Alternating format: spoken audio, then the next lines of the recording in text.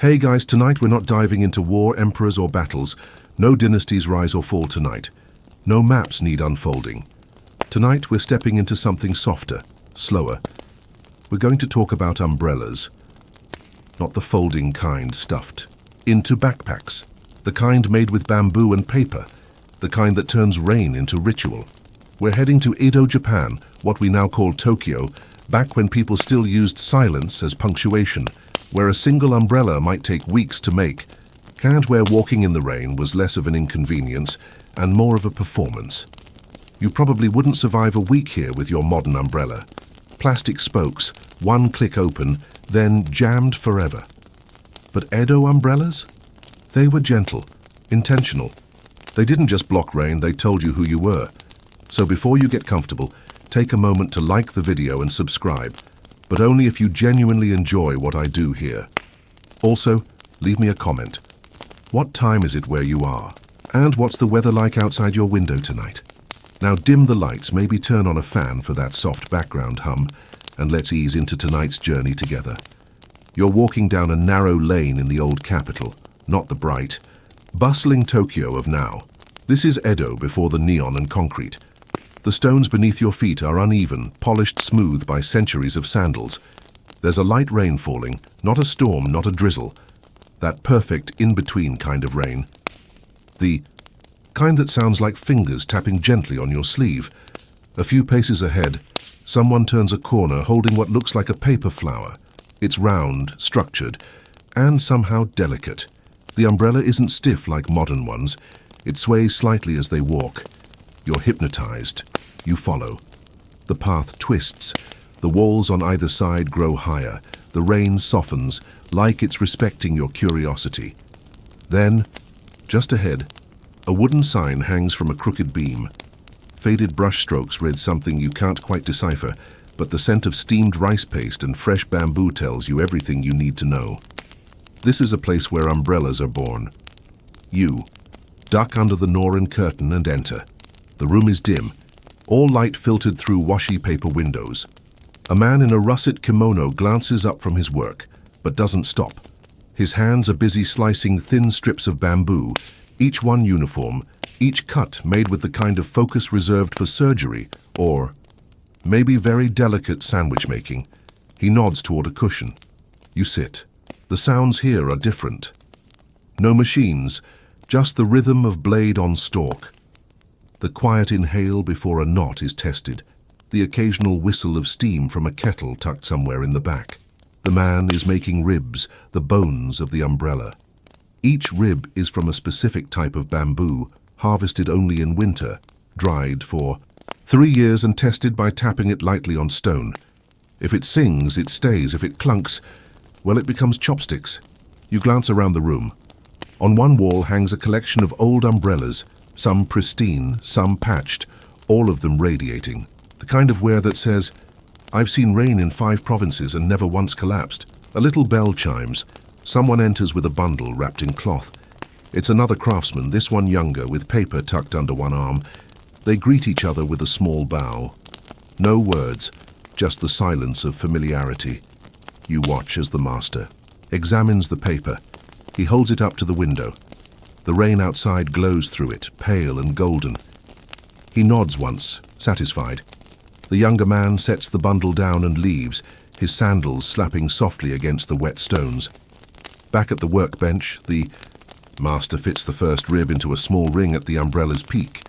It's almost ceremonial, one by one. The ribs fan out like spokes on a sunbeam. The paper will come later. The color, the oil, the weight of rain. But right now, it's bones. Quiet, intentional, beautiful. Outside, the rain picks up a little. You don't mind. You're inside the rhythm now, and as you listen to the whisper of bamboo under blade, you realize some things are only visible when it rains. You stay longer than you planned, because of course you do. The rhythm in the workshop has a way of softening the edges of time. The smell of wet bamboo is oddly comforting, like someone boiling memory on low heat. The master doesn't speak, but after a while he gestures gently and with his chin toward the back room. You follow, ducking through a low doorway. Inside, the light shifts again, softer, more golden, like late afternoon has melted onto everything. Here, the umbrella truly begins, not with cloth, not with color, but with strips of bamboo, coiled rope, and tubs of water. 3 young apprentices are at work, each seated on floor mats, their legs folded beneath them, with the kind of patience your knees have never known. One is whittling bamboo into impossibly thin strips, shaving it down like he's trying to teach the stalk. Humility. Another is soaking bundles of ribs in a wooden tub, the water tinted, faintly green. The third is tying cords around a circle of ribs to form the base skeleton.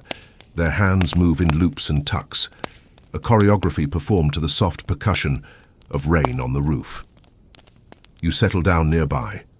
The floor creaks under your weight, like it's politely reminding you, be careful. History lives here. The apprentice with the knife glances at you and smiles, without breaking rhythm. The umbrella starts before the umbrella, he says. You blink. Trying to understand, he explains. We prepare the bamboo flakes while it's still green, but we wait years to use it. Bamboo needs to forget it's alive before it can serve. You don't quite know what to say to that. So you nod, like someone who just learned their salad has existential stages. The bamboo strips, once dried, are heated over a flame, just enough to bend them slightly, like coaxing the idea of a curve rather than forcing one. A single umbrella might need 32 ribs, or 34 if you want to be fancy. And of course, the numbers must be even. Odd numbers confuse the wind, one apprentice says, with a shrug, like it's common knowledge. You begin to notice things, how every motion is circular, how nothing is rushed, how one man pauses between steps, not to rest but to listen, to the bamboo, to the air, or maybe just to himself. At one table, a small container of glue rests beside a coil of rice rope. The glue is made from mochi rice, steamed and fermented for days, until it's just sticky enough to hold, but not so strong that it cracks the paper. Everything in this room obeys a single principle, strong but gentle. The bones are joined together with thread, made from silk, soaked in oil, and wound like whispers around the joints. You watch as the skeleton of the umbrella begins to take shape, fragile and spidery, like the shadow of a wheel on water. You lean closer. The ribs tremble slightly in the breeze from the open door. They're not locked in, not yet. This part is about asking the structure what shape it wants to be. That's something the master said earlier, with a chuckle. If you force the umbrella, it will remember. You weren't sure what he meant, but watching the frame now, shaking slightly, stretching toward its own balance, you begin to understand. These umbrellas aren't made the way we build things today. No jigs, no clamps, just hands, habits, and humility. The rain continues. Outside, and in the distance you hear the thunk of a wooden pestle, someone making soba maybe, or pounding rice for glue. The sound travels through the alleyways like it's lost, or maybe looking for its next verse. The apprentices begin laying the half-finished frames aside, one by one, on racks strung from the ceiling like sleeping kites. Each one hangs perfectly still, except for a faint flutter. Every time the door opens, one apprentice starts humming, softly, tunelessly. Another joins in, tapping his fingers against the frame. In time, not quite music, more like a spell, cast over drying bamboo. And then you notice something odd. None of the apprentices wear gloves. Their hands are stained from glue and smoke, rough at the fingertips, but careful. Someone asks, "Doesn't it hurt?" The eldest shrugs. Sometimes, but the bamboo knows your skin. It listens better when there's nothing in between. You shift on your mat, suddenly aware of how much of your world comes with barriers, gloves, tools, touchscreens. But here, it's all contact, texture, warmth, coolness, slight cuts, quick repairs. Even the failures are gentle. Someone shows you a broken rib. It cracked slightly during a bend. Too soon, they say. It needed another week to dry. They set it aside, not with frustration, but with the tenderness of someone sending a child and back to bed. As the day draws on, the apprentices begin cleaning their tools. One brushes leftover glue from the tabletop. Another winds the unused thread back onto a spindle made of shell. Every movement still, slow, still silent. You realize that you've spent 2 hours watching people make the skeleton of an umbrella, and it has been, somehow, utterly captivating. And just before you leave, the youngest apprentice points to a half-finished umbrella and says, "This one's for the rain next spring." You blink. "But it's not done." He smiles. "Exactly." Some historians still debate when the first Wagasa was made. Some say the Heian period. Others argue it came with Chinese influence during the Tang dynasty. But they all agree.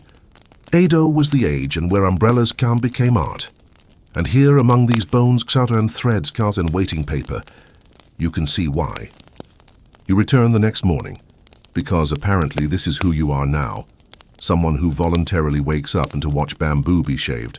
There's no announcement, no invitation, just something in the air that says, it's a good day to listen. To plants become umbrellas. The workshop is already alive, though alive here still means quiet, slow, and vaguely like someone turned down the world's volume knob. You slip your shoes off, step onto the wooden floorboards, and find the master sitting cross-legged, holding a piece of bamboo like he's asking it a question. It's longer than you expected. Almost 2 meters, greenish gold, polished but not yet perfect. He taps it lightly with a fingertip, then again with a fingernail, and finally, with a tiny mallet no bigger than a doll's ladle. Each sound is different, like knocking on different parts of an old memory. "This one's still stubborn," he murmurs. You sit, careful not to disturb the rhythm he begins explaining without being asked, as if the bamboo needs an audience just as much as a craftsman needs patience. "We harvest only in January," he says, "always when the moon is thin. The sap is sleeping then." You nod solemnly, like this is something you already knew, and definitely have always respected about sap behavior. "The bamboo must be mature, but not arrogant," he continues. 3 to 5 years old, any younger it bends too soon. Older, and it remembers the wind too well. You try to imagine a plant being too experienced. Then you remember someone you once worked with and think, okay, fair. The apprentice from yesterday joins in, holding another stalk. He places it beside the first. They begin comparing sounds, not just tapping for hollowness, but listening to tone, like selecting flutes. Not sticks. You ask if different bamboo makes different umbrellas, they nod. "This one," the apprentice says, stroking a particularly tall stalk, "is for theatre.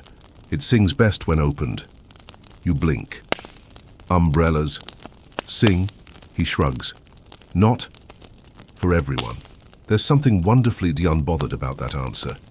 Nearby, another apprentice begins splitting a stalk into halves, then quarters, then into impossibly thin strips, using a curved knife and a finger guard made of folded cloth. The sound is quiet, crisp, and for some reason, deeply satisfying. Like celery deciding to be elegant. Each strip will become a rib, but not before, being dried, soaked, steamed, bent, and whispered to for several weeks. One wrong cut now, and the rib will never open evenly. It's the kind of precision that makes you respect every umbrella you've ever broken in a doorway. The strips are laid out on a flatboard, covered with cloth. A warm stone is placed on top to keep them straight, like tucking children into bed. You find yourself watching the steam rise faintly from the stack. It's oddly emotional. One of the younger workers hands you a bamboo, strip to hold. It's feather-light yet strong. Slightly rough on one edge, and feel the grain, he says. You run your fingers along it. "Now flip it." You do. "It curves in that direction," he says. "All bamboo has a memory. If you ignore it, it breaks." You pause, thinking that might be the single best advice you've ever been given about bamboo people. Maybe even Mondays. The conversation turns to superstition. One apprentice insists only left-handed craftsmen can make the central spine of the umbrella correctly. Another says the success of a rib depends on what you ate for breakfast.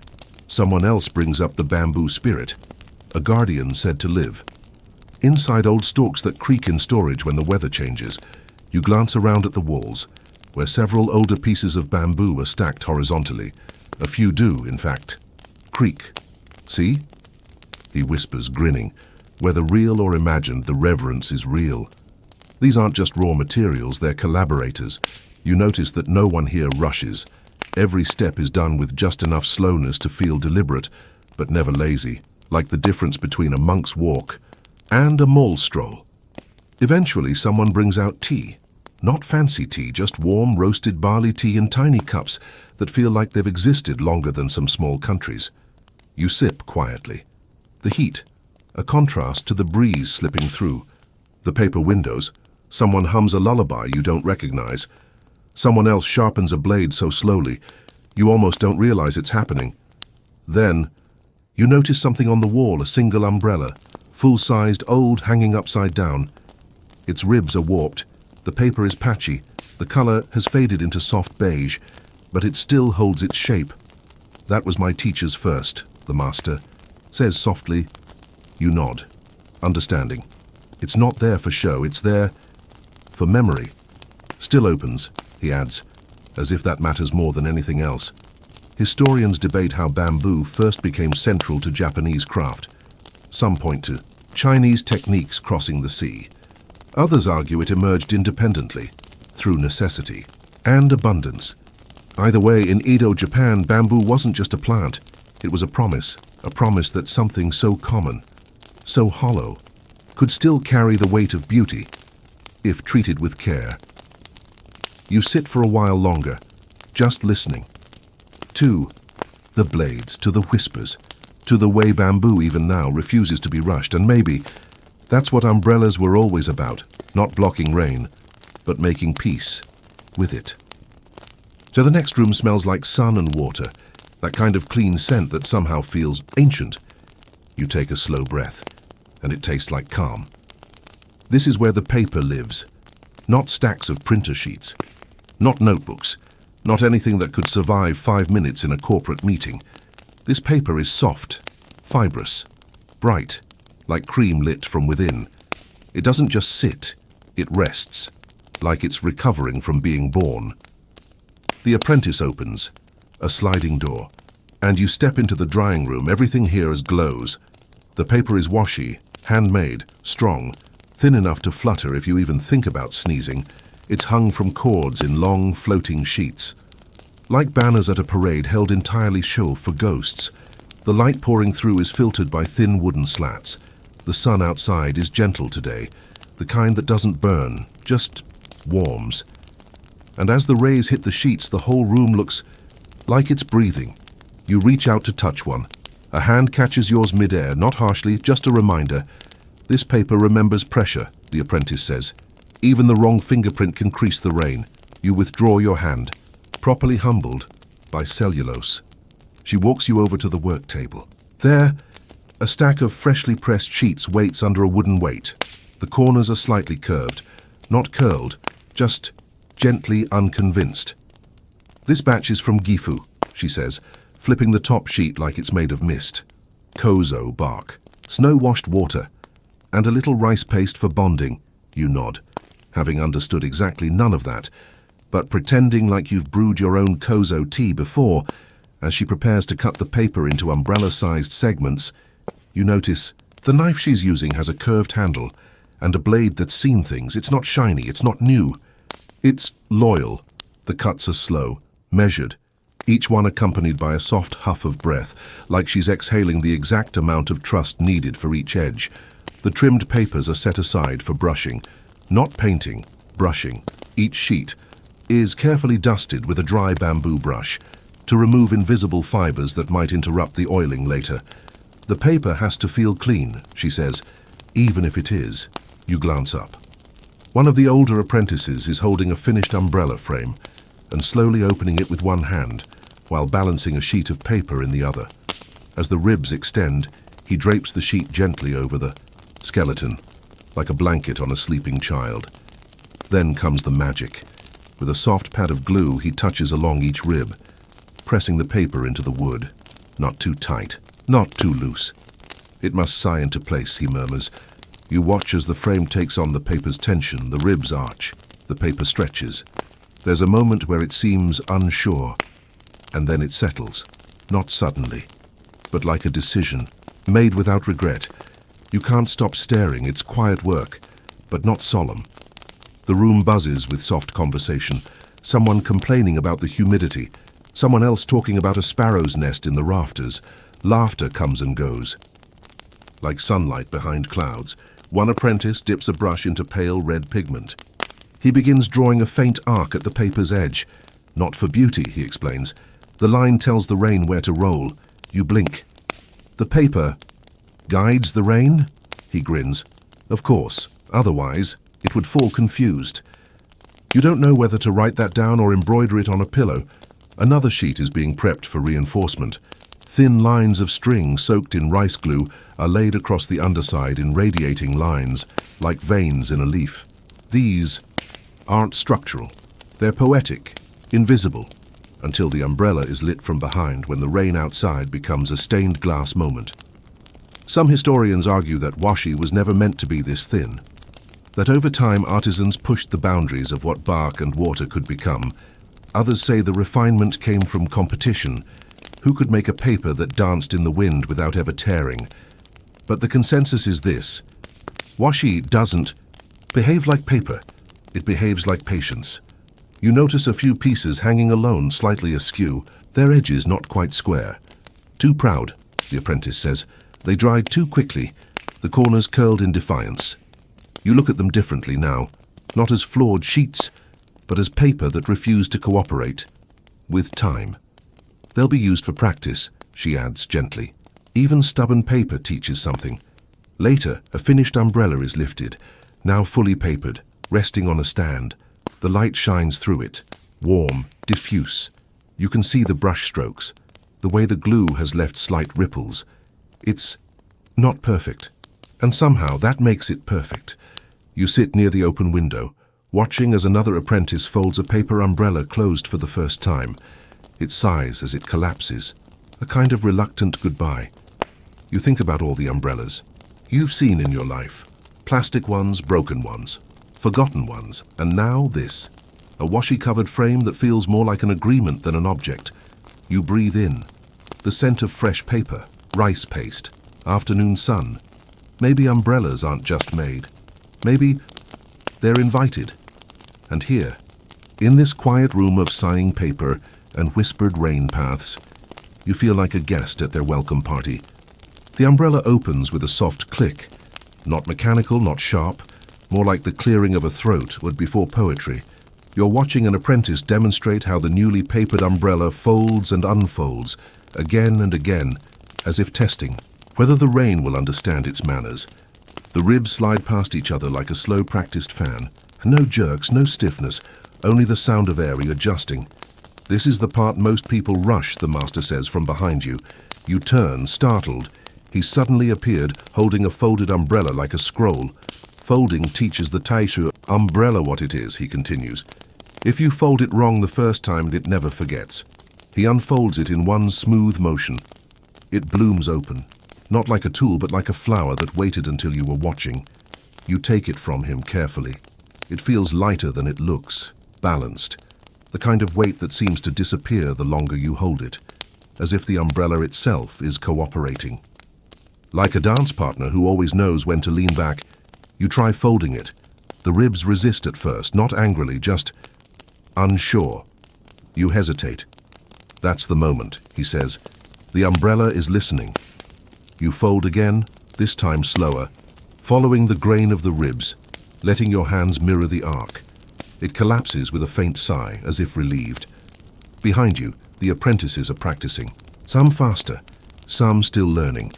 One holds a small model umbrella, just a third the size, used for practicing tension and finger positioning. Another is using a soft brush to coax the paper into the crease without wrinkling it. You never realized folding could be this gentle. This exact each umbrella must fold precisely the same way every time. That's not just for aesthetics, it's for preservation. An uneven fold puts pressure on certain ribs, too much pressure, and the bamboo warps. Once warped, no amount. So if patience can unbend it.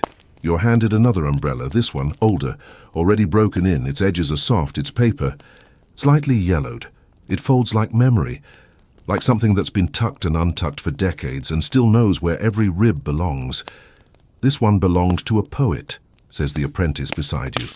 He folded it every morning before, writing, and again when he finished. Why, you ask? She shrugs.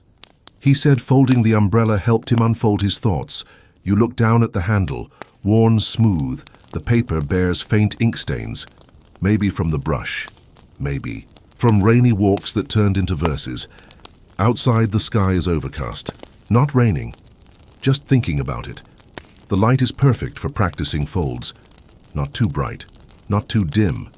It's as if even the weather wants to be part of the lesson.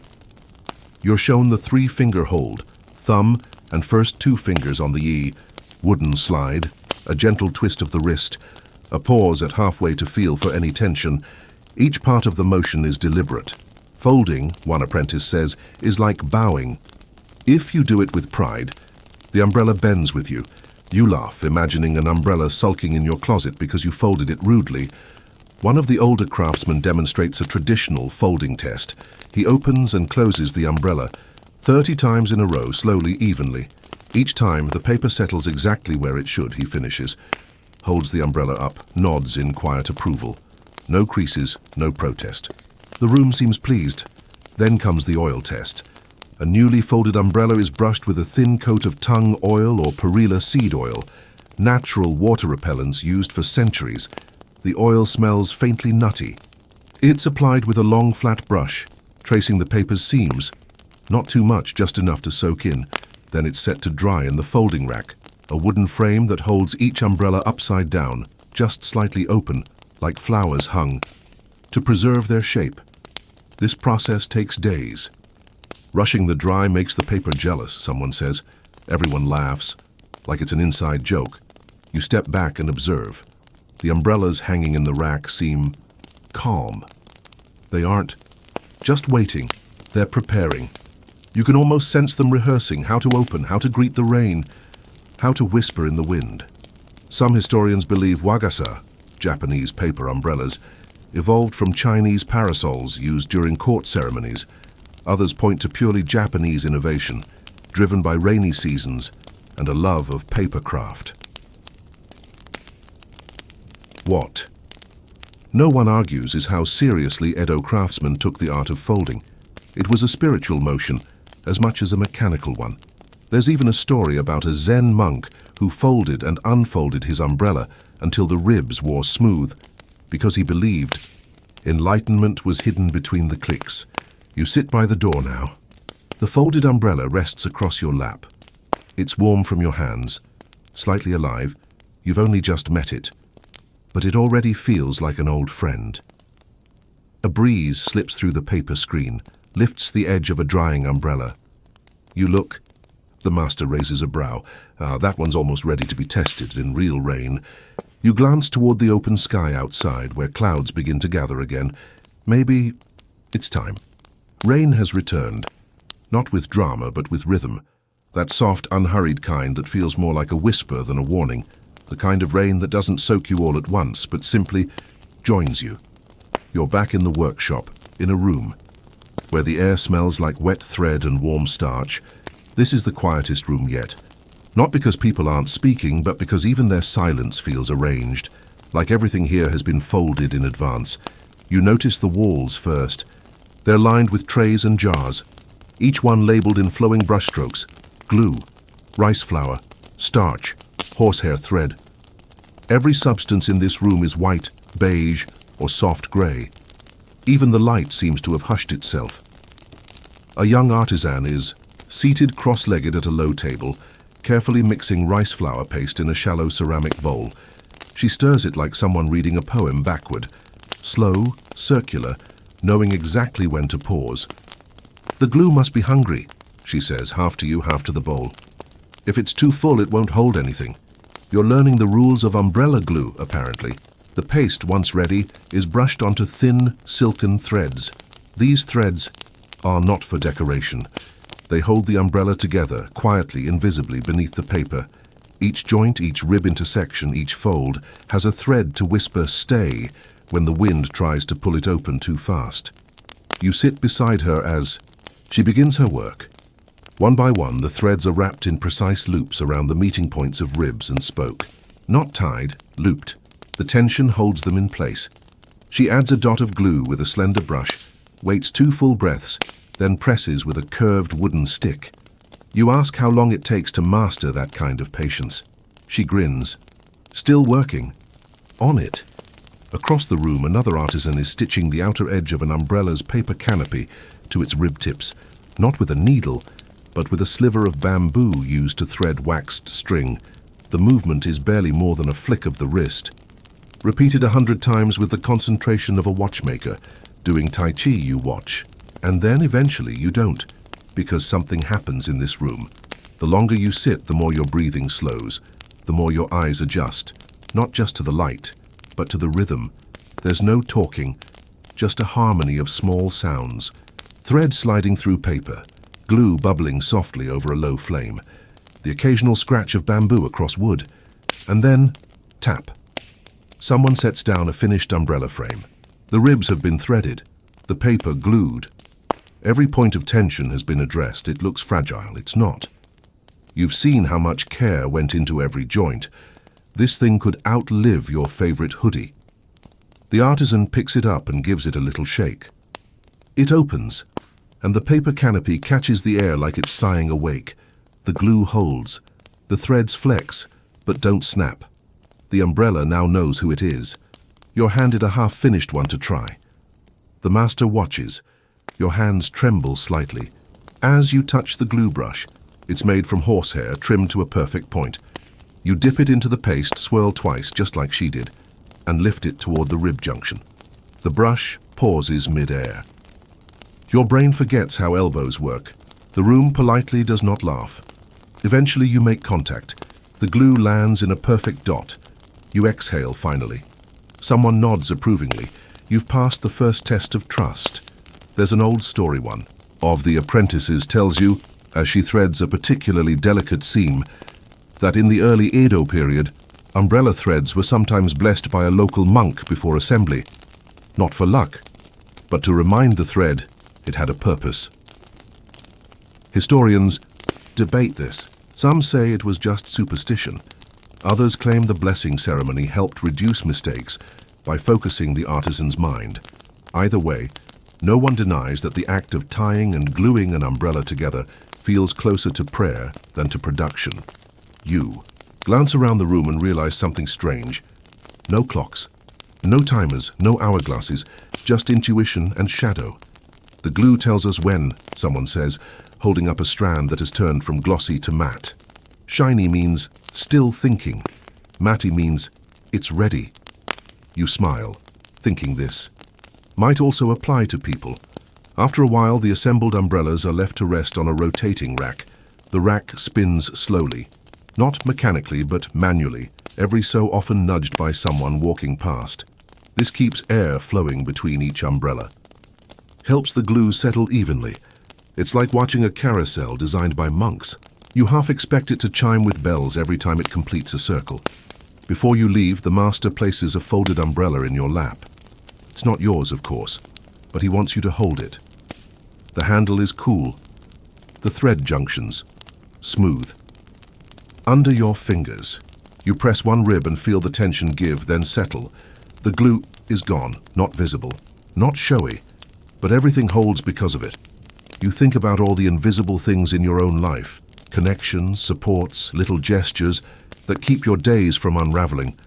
The people who tie things together without asking for thanks.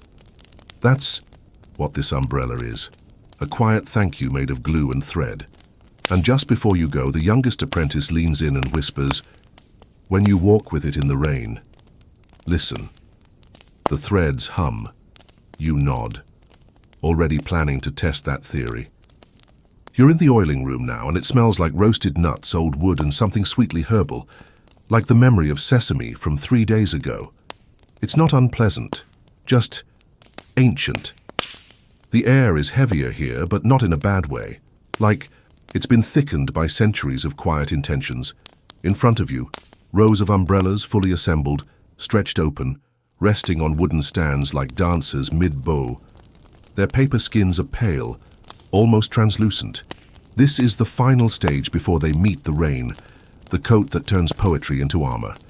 Time for the little red oil, says an apprentice, holding up a clay jar with a smile that implies reverence. You peek inside. The liquid is deep amber, almost glowing. Tung oil, you guess? Mostly mixed with perilla, sometimes with a little camellia, she says, dipping a wide, soft brush into the mix. Depends on the season. Depends on the mood. You're not sure if she's joking. The first umbrella is laid flat on a low spinning table, its ribs fanned wide like a sun about to rise. She begins brushing from the center outwards in long, even strokes. The oil goes. On dark, almost too bold, but slowly fades into a warm sheen, leaving the paper deeper, more sure of itself. Each stroke makes a soft, sticky sound, like brushing syrup onto parchment. The brush is horsehair again, but thicker than the one. For glue, softer. It doesn't paint. It coaxes. 2 coats, she says. 3 if the umbrella's shy. You ask how she knows when enough is enough. She shrugs. The paper changes tone. When it stops drinking, we stop giving. It's hard to argue with that logic. You try. It yourself. The brush is heavier than you expect. The oil clings like memory. Your first stroke is too short, too quick. She gently places a hand over yours and slows you down. The oil likes it when you stay a while, she whispers. You try again, slower. The brush glides, the paper darkens. A scent rises. Nutty, woody, almost toasty. You suddenly understand why no one ever hurries here. Each umbrella is given a full day to rest after its first coat. They're suspended from the ceiling by their handles, turning slowly in the breeze, like monks in meditation. A few are already on their second round, deeper in color, their paper now humming with a satin glow. The master appears behind you, arms folded. Most people think the oil is for the rain, he says. It is, but also it's for the sun, you blink. Sun? He nods. Umbrellas fade, crack, warp. The oil softens the heat, gives them grace. He picks up one from a stand and opens it slowly. The paper shines like wet bark, each rib traced in a fine golden arc. The oil makes them older, wiser, he says. Like a good coat of philosophy. You wonder how many things in life could use a coat of that. Some historians argue the oiling of umbrellas was a later innovation, adopted after merchants complained about the lifespan of their wares. Others insist it was always part of the process, rooted in temple traditions and purification rituals. One thing they agree on, a well-oiled Wagasa could last 10 years, or more if cared for. A young apprentice interrupts your thoughts by spinning one of the hanging umbrellas too fast. It twirls like a lazy top, wobbling near the ceiling. Someone shouts. The others laugh. It's the most excitement you've seen. All day, the master watches unmoved. If it doesn't survive one spin, he says, it won't survive the wind. You sit near the oiling bench, watching as rows of umbrellas take turns getting brushed and hung. There's something about it, this moment before completion, that feels sacred, like the pause before sleep, or the inhale before speaking. Truth. You notice something else. Each umbrella has a different color to its oil coat, some lean amber, others rose. One even has a faint greenish hue. The recipe, says the apprentice. Every family had its own. You could tell where an umbrella came from just by how it shone in the sun. You try to imagine a rainy Edo street, dozens of umbrellas bobbing through the crowd, each one its own signature, a glimmer in the gray. One umbrella catches your eye. Its ribs are slightly asymmetrical, its paper has a wrinkle near the edge, but oiled it looks magnificent, like it survived something and still chooses to be beautiful. That one's mine, the apprentice says quietly. You look at her. First one I made solo. The paper fought me, the ribs swelled. But the oil forgave. You nod. Because you get it. There's forgiveness in this room, in every slow stroke of the brush, in every drop of oil smoothed into a wrinkle, in the way the light filters through each umbrella, making imperfections glow. You help hang one. It's heavier than you expect, but still manageable. The handle is smooth. The scent lingers on your fingers. As it turns slowly above you, you feel like you've added something gentle to the world. And just before you leave, the master says something you'll think about for days. The rain can't hurt you if you've already made peace with getting wet. You step outside, and the sky agrees. You're back in the city now, umbrella in hand, and the rain is just enough to make you feel cinematic. The kind that taps politely on rooftops, rustles through Noran curtains, and brings out reflections in the stone streets, like they've been waiting for an excuse to shine. But here's the thing you hadn't noticed before. Everyone's umbrellas are different, not just in color or size, but in presence. Some are plain, modest. Others flash with deep indigo or vermilion paper, gold patterns hidden beneath the folds. A few even shimmer faintly with mica dust, just enough to catch the eye without actually trying. You're starting to understand now. In Edo Japan, umbrellas weren't just tools, they were identities. You pause at a tea house corner where two samurai step out into the street. Both carry Wagasa, but one's is nearly black, the other a deep, elegant rust red. Their hilts match their umbrellas. Of course they do. Colors used to mean something, says a man beside you, sipping hot barley tea under the overhang. You raise a brow, inviting him to go on. Red for the merchant class, he says. Deep blue for artisans. Black for the warrior caste. Not enforced, but known. He gestures with his chin. You could read someone by how they carried it, how clean it was, how tightly it folded. You watch as a young couple passes, the woman's umbrella decorated with cherry blossoms, painted along the inner ribs, only visible when open. He smirks. That means she's just engaged. Really, you whisper, or she just likes flowers. But who knows? Edo was full of messages, no one said out loud. You imagine a marketplace in peak rain season, an ocean of umbrellas, each saying something without words. Some folded tightly in the crook of the elbow, confidence. Some carried low to block wind, caution. Some barely open at all, indecision. Or perhaps just pride in a new coat of oil. Even children's umbrellas were symbolic, pale yellow for celebration, striped patterns for New Year's. Some had bells tied to the tip, not for function but to let parents hear them in the crowd. A merchant hurries by, his umbrella a vivid saffron with a family crest hand-painted on the spine. The man with the tea chuckles. That's advertising. You laugh, of course it is. Historians say that during the Genroku era, umbrellas became so popular, they inspired fashion trends. Whole neighborhoods began coordinating rain gear. Umbrella contests were held. Not for strength or durability, but for elegance of fold, purity of oil coat, and whisper volume while opening. You imagine a judge leaning in close to an opening Wagasa, nodding solemnly, because it didn't squeak. Wealthier families commissioned custom umbrellas, hand-painted poems along the inner seams, illustrations of cranes or plum blossoms that bloomed only in rainlight. Some were so elaborate they were never opened at all, kept as indoor art or ceremonial props. And then there were the umbrellas of the floating world, the pleasure quarters. You see one now in the hands of a courtesan walking slowly beneath a covered bridge. Her umbrella is translucent purple, with silver thread tracing waves across the surface. When the light hits it just right, it glows like an opal. That one, says the tea man, is meant to be noticed.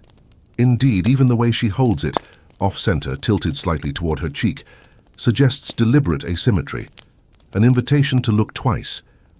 You start to think about your own umbrella again, plain, simple, lightly oiled, and you wonder, what does it say about you? Then again, maybe that's the point. An umbrella in Edo wasn't about keeping dry. It was about keeping composed, staying graceful while nature did what nature does. Being soaked wasn't shameful, but being unprepared. That told a different story. You continue walking through the streets, rain light bouncing off lacquered shop signs, slipping under roof tiles, pooling in the corners like stray thoughts. You pass a musician carrying a bamboo flute, the end of which is tucked under a folded umbrella painted with clouds. A metaphor, maybe, or just coordination. Then you pass an old man repairing umbrellas under a tarp. His stall is modest, but his fingers move with absolute assurance. Around him, dozens of Wagasa hang from strings, old, patched, still dignified. One has a patched section staked in a different color. Why not match it, you ask? He shrugs. So the umbrella remembers it was helped. You stand silently for a moment. You think about all the things in your life you've tried to hide, flaws, breaks, parts patched over, and suddenly this umbrella, with its obvious fix, feels braver than anything you own. The man hands it to a waiting customer. They bow. Not deeply, not theatrically, just enough, and you realize even the bow has weight when paired with an umbrella. In the distance, a bell rings. Someone closing shop. Rain still falls. The light is softening, the air cooling, and all around you umbrellas, quiet ones, loud ones, ones that make you wonder, ones that make you remember. The Wagasa didn't just shield people from weather. They expressed class, craft, personality, even mood. They turned streets into galleries and rain into theater. And here you are, a guest in this world, holding your plain simple umbrella, like it knows more about you than you do. You smile, because maybe it does. It's later now, rain lingering like background music, the city lights beginning to flicker awake, and you're somewhere different, somewhere louder, but in a beautifully orchestrated way. You found your way to a theater district. Not quite. Kabukis are grand, but still proud. A smaller playhouse nestled between tea stalls and lantern shops, where the air smells like roasted chestnuts, wet wood, and worn costumes. And hanging just outside the entryway, spinning gently in the wind, umbrellas, but not just any umbrellas. These are oversized, elaborate, almost ceremonial, painted with bold swirls of red and indigo, fringed in silk threads, their handles bound in embroidered fabric. One has a silver crane that seems to stretch every time the wind touches it. They're not for rain, a voice says beside you. They're for drama. You turn, a costumer maybe. She's holding an umbrella that looks heavier than most. She opens it, not with the quiet reverence you saw in the workshop, but with flair. The ribs snap wide, the paper flares like a cape, and suddenly the umbrella isn't an object anymore. It's an entrance, and stage umbrellas, she explains, for actors, dancers, ghosts. You blink. Ghosts? She grins. We'll get there. Inside the theater, there's movement. Stage hands setting lanterns, musicians tuning shamisen, a child in full-face paint being reminded not to sneeze. But in the corner, half in shadow, sits a rack of theater Wagasa. They're massive, some wider than a dining table, their spokes painted in gold. Their paper dyed black to absorb the spotlight without reflecting it. Each one has a role, a mood, a meaning. In Kabuki, the costumer continues, the umbrella isn't just a prop. It tells the audience everything. You watch as she lifts a smaller, plum-colored, one with a single painted tear at its tip. This one worn by jilted lovers. If it's held tilted toward the left, she's waiting. If tilted right, she's leaving. You suddenly feel like umbrellas should come with subtitles. Another example, a warrior carrying a black umbrella, streaked with red lines, symbolizing vengeance. He never opens it. It simply follows him like a shadow of his wrath. Then there's the comic character, the fool, who always carries an umbrella too small, or one that opens with a squeal. His paper is patched, his handle mismatched. The audience laughs before he speaks. Even the way the umbrella opens tells the story, she says. Slow, for sorrow, fast for surprise. And if it doesn't open at all, tragedy. You watch a rehearsal from the wings. A dancer moves across the stage barefoot, umbrella held above her like a moon. Her kimono trails behind. She twirls, and the umbrella becomes a parasol, then a veil, then a shield. The music swells. She pauses, closes the umbrella slowly with both hands, and places it on the floor. The crowd doesn't clap, not yet. The umbrella is still speaking. You lean against a pillar, completely absorbed. Theater Wagasa are reinforced, their ribs thicker, their paper layered for volume. Some even have hidden silk cords that allow them to snap open faster. You spot one with a painted eye on each rib. When it spins, it seems to wink. They're called miyakari, someone whispers. eyes of light. You nod, unsure if that's literal or just poetry. Historians have long debated whether the umbrella became theatrical because of the stage, or if theatre simply borrowed what was already dramatic. Some claim the earliest records of dance in the Heian period describe rain rituals with paper umbrellas. Others think it was the merchants, trying to sell to nobles who wanted more elegance in the rain. Either way, by the height of Edo drama, the Wagasa had become part of the cast. Not just a backdrop, a character. You step backstage, where several umbrellas wait, leaning like patient extras. Their colors muted by dust, their edges softened from years of curtain calls. A faded crimson one has Yuki carved into the handle. Snow. You wonder if it ever saw a winter play, or if it simply carried the idea of cold into a summer performance. A pale lavender one bears ink stains from a script, notes scrawled directly on the paper like a secret love letter to its role. You lift one gently. It's heavier than expected, sturdier, but even now, it feels like it might still spin on cue. Then you hear it, the creak of the stage boards, the flutter of a costume, and the first few notes of the orchestra warming up. The show is about to begin, and suddenly you get it. Umbrellas weren't just for walking or for waiting or for weather, they were for storytelling. And as the lights demand the stage glows, one actor steps forward. He holds a closed Wagasa, black, simple, no markings. He lifts it and opens it with the slow grace of someone opening a memory. The audience leans forward, silent, because sometimes the umbrella speaks first. You hear it before you see it. Not rain exactly, but the sound it makes when it meets something delicate. A hush, a tap, a tiny chorus of whispers. You're standing beneath an open paper umbrella, and for the first time, you're not trying to stay dry. You're trying to listen. The rain has returned. This time, in earnest, steady, rhythmic, generous. It falls on the rooftops, the stone paths, the paper lanterns bobbing under eaves, but mostly it falls on umbrellas, Wagasa, everywhere. You're in a garden now, small and enclosed, the kind of place where rain doesn't feel like interruption. It feels like invitation. The trees drip, the moss glistens, a koi pond ripples with every drop, and beyond that, a quiet bench under a grove of flowering plum, and above it, a paper umbrella left open, waiting. Like a stage light turned on before the actor arrives, you step beneath it, and the sound changes. Sharper, softer, closer. Raindrops strike the oiled paper. Above you, each one landing like a note on a drum that forgot to be loud, not a roar. Not a splatter, more like fingers on silk. The master once said the umbrella hums when it's well made. You're beginning to believe him. Around you, others pass by, some with umbrellas open, others carrying them folded, tips down, water trailing behind. Like punctuation. A child twirls hers and giggles at the way droplets fling outward. Her father laughs, barely shielding himself, because there are some battles not worth winning. You sit and watch the garden fill with the sound of rain on paper. It's not one sound, of course. Every umbrella has a different voice. Some are deeper, almost percussive. Others, like the ones brushed with thinner coats, are high and airy, like a reed flute played under breath.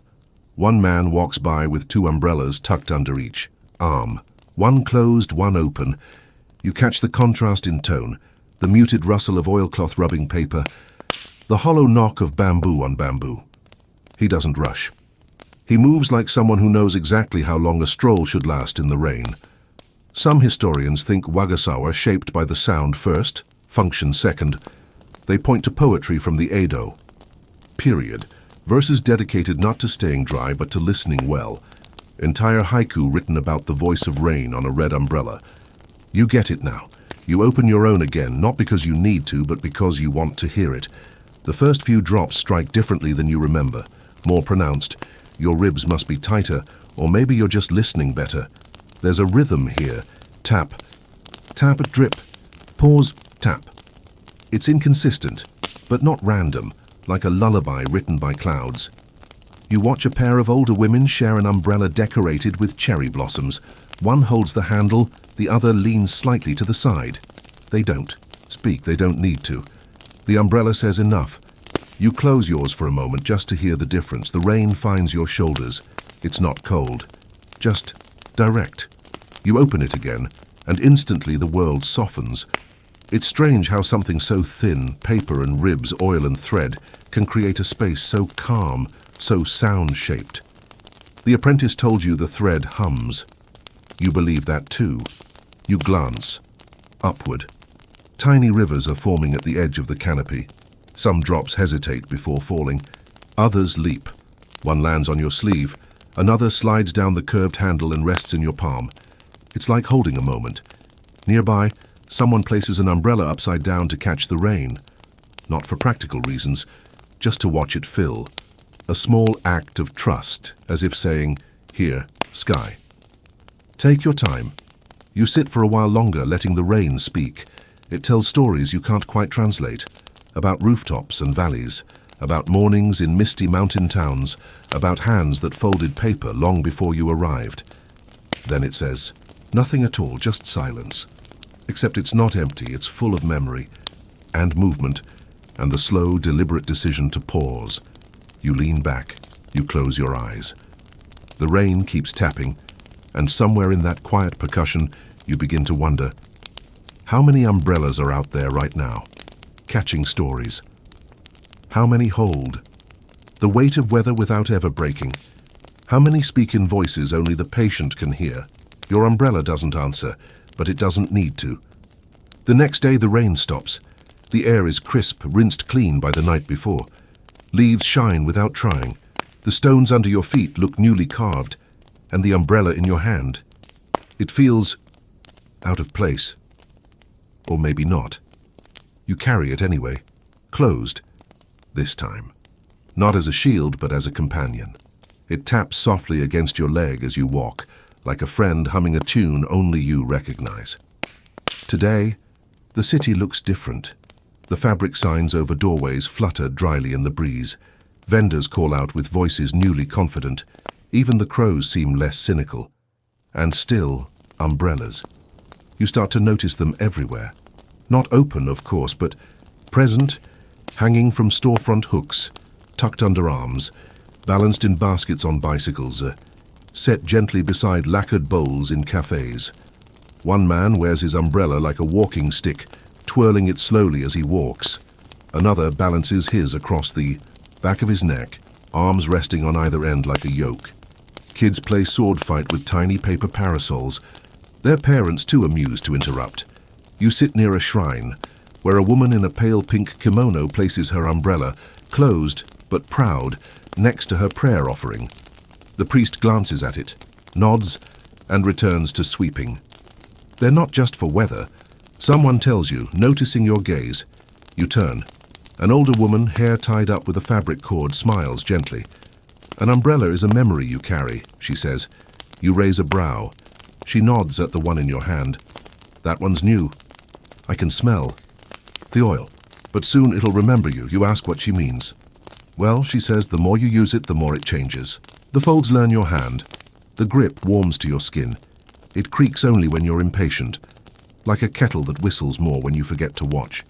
She pauses, then leans in conspiratorially. And if you listen carefully, it hums when you think too much. You laugh. That seems poetic. Poetry is just truth that forgot to use bullet points, she says, and disappears down the lane. You're left holding your umbrella like it just told you a secret. As you walk through a quiet neighborhood, you pass a line of umbrella, shanging from a rope outside a paper shop. Some are faded, some fresh. One is half open, stuck mid-motion. A child nearby is trying to fix it. You crouch, offer a hand. She frowns. It won't fold. You examine the ribs, ones, caught on a loose thread, a simple fix. You show her how to guide it gently to let the umbrella decide how it wants to rest. She blinks. It's alive? You grin. Sort of. She runs off, umbrella held high over her shoulder like a banner. You keep walking. The streets are dry now, but the presence of umbrellas lingers. On door frames, on balconies, tucked into the belts of delivery men, leaning in. Corners like polite guests waiting to be noticed. You stop at a small park where someone's left an umbrella open, not as protection, but as shade. A young woman sits beneath it, reading. A cup of tea rests beside her. The umbrella casts a gentle shadow over the page, and you can just make out the whisper of painted mountains on the paper. It occurs to you that umbrellas were never really about keeping out the rain. They were about carving out space, space to breathe, to pause, to choose how you meet the world, whether wet or dry. Some historians believe the umbrella's popularity in Edo, Japan, wasn't just about weather, but about presence. A closed umbrella in the corner meant someone had arrived. A folded one on a bench meant someone planned to return. They were placeholders for people, echoes. You pause by a fence where dozens of old umbrellas lean, donated or forgotten or waiting to be reborn. One is patched in 3 places. One has no handle, just a ribbon tied where it once was. One is nearly translucent, its paper faded to the color of tea. It's beautiful. You sit near them, your own umbrella, resting across your lap. You haven't opened it today, but you will. Not because of rain, because now you know, umbrellas don't need a reason, just a moment. The sun is dipping low now, stretching long shadows across the tiled rooftops, catching the edges of wind chimes and lacquered eaves in soft gold.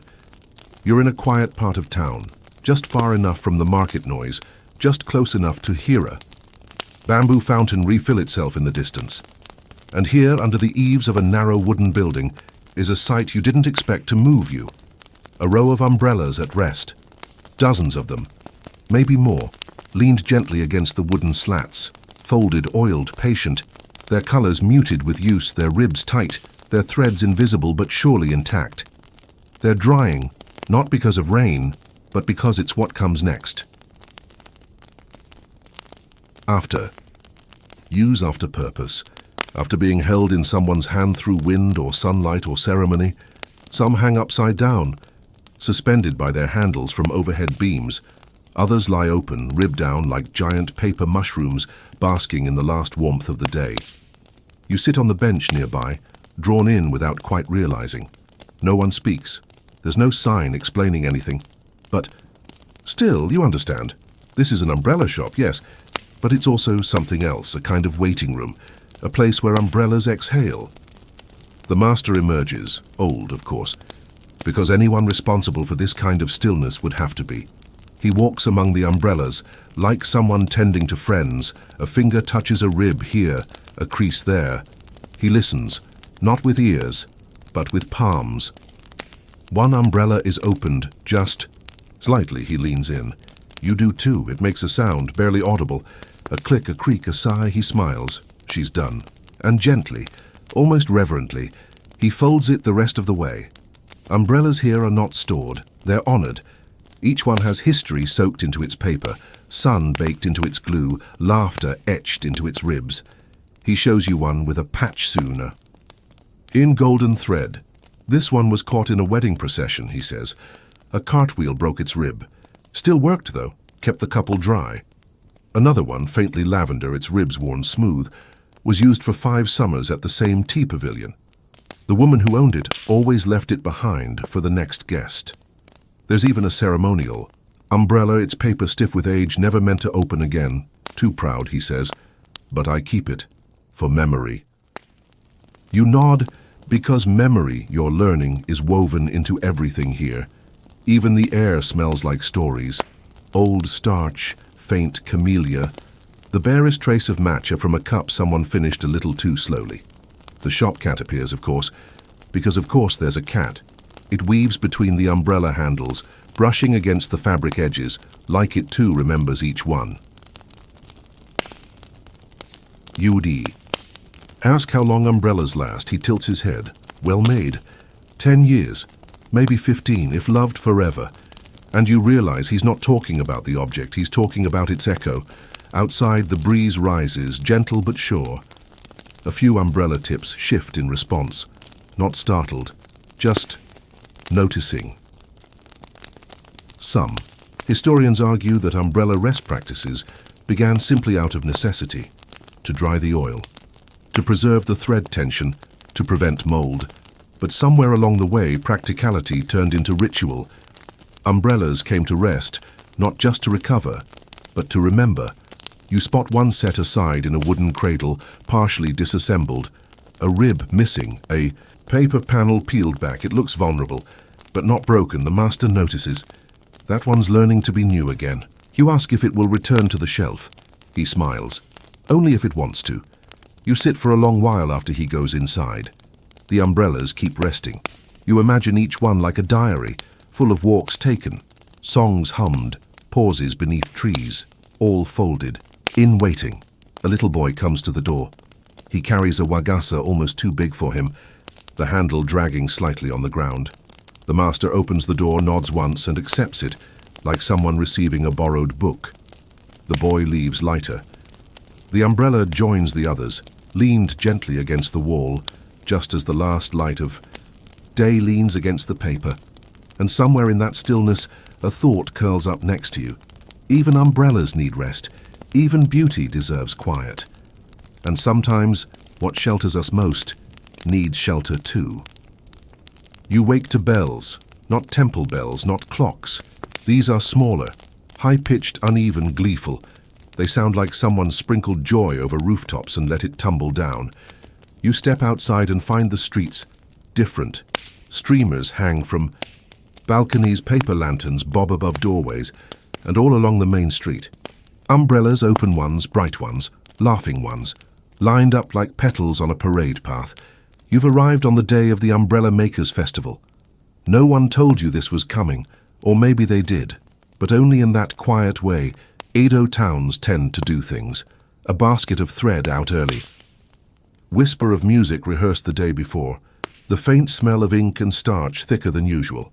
You join the flow of people headed toward the town square, your own umbrella tucked beneath your arm, not because you need it, but because today you want to be part of the story. The square is transformed. Booths line the edges, selling umbrella charms, miniature Wagasa keychains, sweets shaped like folded ribs, and ink prints of the most famous umbrellas in town. Stand offers warm chestnut cakes, branded with tiny umbrella emblems. Another brews barley tea in kettles shaped like open parasols. At the center, a towering display of handcrafted umbrellas, 20, maybe 30, stacked like a wedding cake made. Of rain and memory, each layer more elaborate than the last. A painted crane umbrella, a translucent seafoam green one that seems to glow, one with gold ribs and inked kanji down each panel. You hear a voice call, step right up, vote for the years. Humblest umbrella, you blink, humblest. The vendor grins, not prettiest, not newest. The one that's done the most, asked the least. A small child holds up an umbrella patched with mismatched paper. This one covered me and my brother and our cat, she says. All at once. Everyone applauds. There's a stage too. Performers twirl umbrellas in dances that mix theater with juggling. One woman balances an open Wagasa on her chin while reciting poetry. Another spins a crimson parasol while her partner plays shamisen behind, her matching the rhythm of the rotation. You hear an old tale retold, the story of the umbrella that opened by itself during a wedding and blocked a sudden downpour. The bride, the storyteller intones, said it was her grandmother's spirit. Come, back as paper and bamboo. No one laughs, not because they believe it, but because they want to. And then the procession. A line of craftsmen, apprentices, elders, and their families, each carrying a signature umbrella from their workshop. Some wear formal robes, others humble work clothes with oil and thread still visible on their sleeves. Each umbrella is held high, not like a shield but like a banner. Yours is among them. You spot the master from the shop, where you spent those silent hours. He carries an old, elegant umbrella painted in navy and gold. It looks like a night sky just before sleep. He sees you, nods, and gestures for you to join. You hesitate, but only for a breath. Then you step forward, open your umbrella slowly, just like they taught you, and fall into step behind him. The crowd parts. The wind plays along. A bell rings. This is not spectacle. This is gratitude. Some historians debate whether this festival was ever official. No records confirm its exact origin. Some say it began when a guild wanted to honor a retiring master.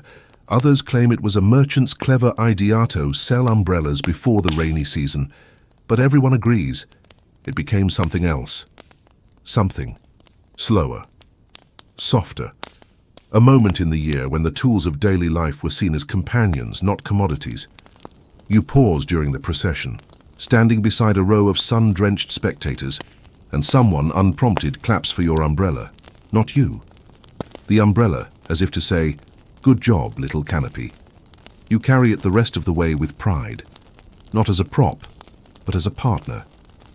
And when the music fades and the bells quiet, and the sun begins to lower behind the tiled roofs, you join the others in placing your umbrella in the central stand, where it will rest among the others for the closing blessing. The priest raises his hand. He says nothing, because no words are needed when the paper already speaks. You bow, not because the ceremony demands it, but because your umbrella has earned it.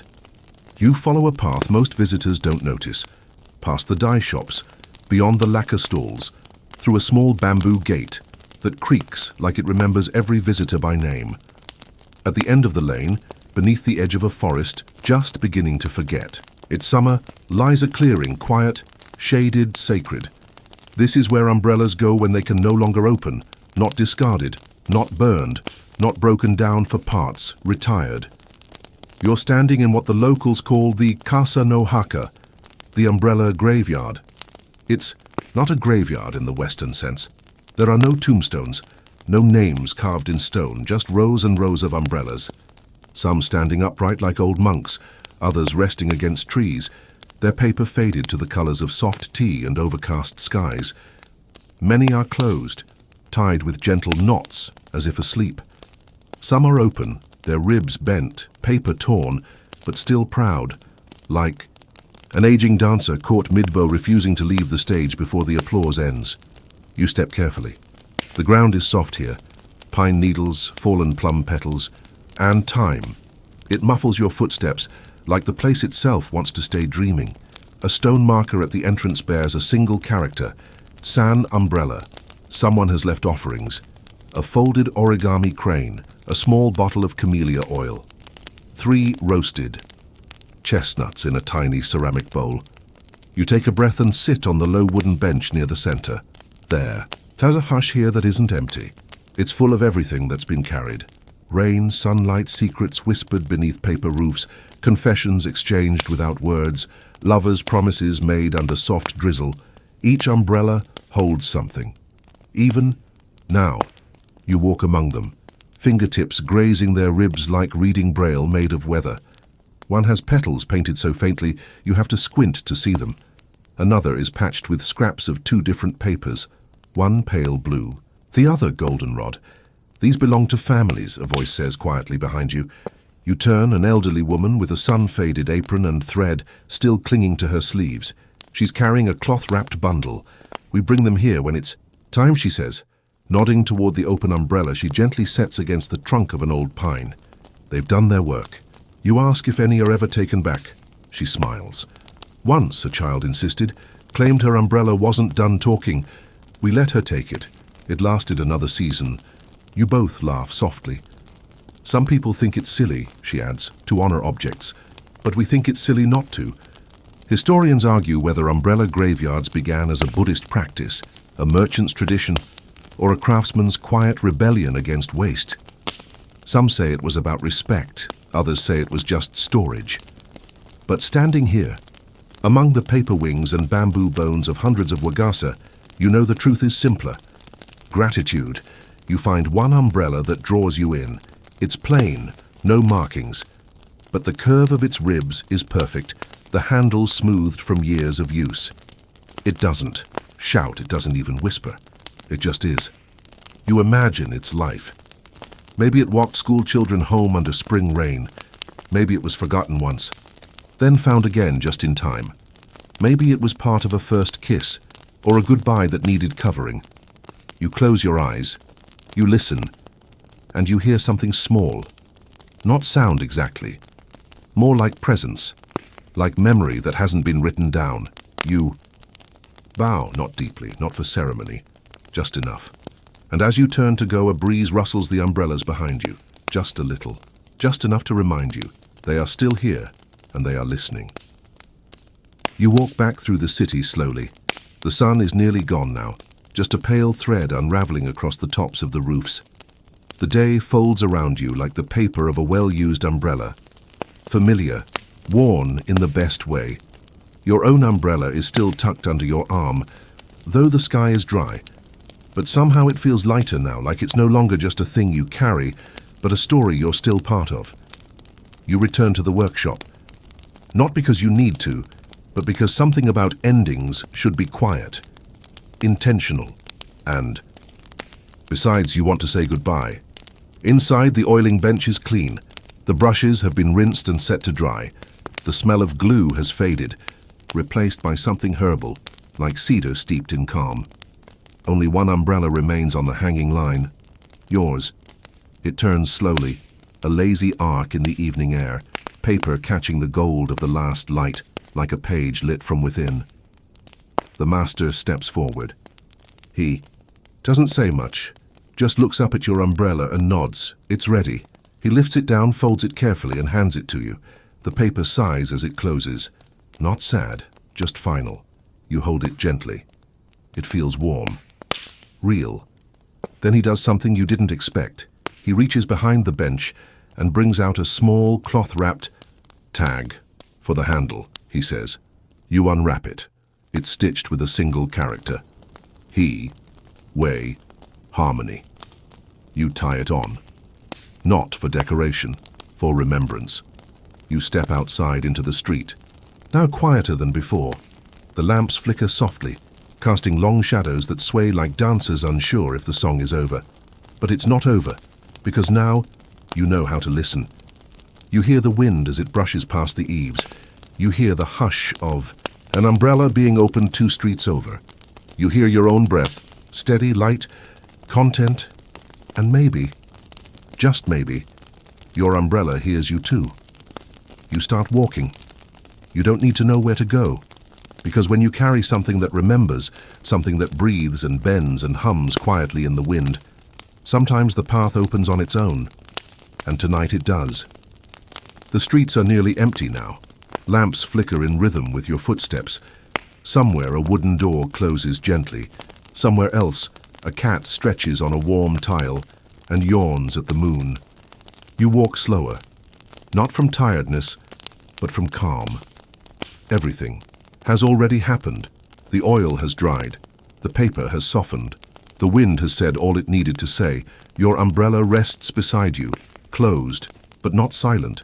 It carries something now. Not just usefulness, but story. Not just memory, but meaning. You find a bench. You sit. The breeze is gentle, like a soft hand smoothing wrinkles from a sleeve. It presses nothing, asks nothing, just exists, and you do too. You lean your head back. The stars blink slowly. A lantern sways, and for a moment, time forgets to move. You think of the paper umbrellas, sleeping in racks, of the ones patched with gold thread, of the ones that listen to laughter and poetry, and the gentle argument of rain and roof. You think of quiet hands folding quiet beauty, of a tower of ribs that hummed in the wind, of a child twirling her umbrella just because it made a better sound that way. And now you're here, still, soft, folded. Into the night. You exhale. The world does too. So let yourself be light. Let your thoughts curl like smoke. Let your breath slow like brush strokes over paper. You're safe. You're cool. You're covered. You are an umbrella. And you are home.